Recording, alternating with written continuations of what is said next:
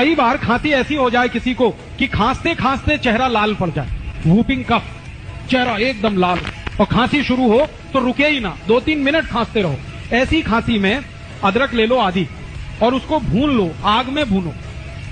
आग जलाओ gas burner पे, उसमें अदरक को चिमटे में पकड़ के भून लो। जब वो भुन गया तो उसको हल्दी में डाल दो, हल्दी पाउडर, पिसा हुआ हल्दी, तो हल्दी उसमें चिपक जाएगी और वो हल्दी चिपका हुआ अदरक जैसे ही मुंह में रखोगे 1 मिनट में खांसी बंद हो जाएगी, 1 ही मिनट।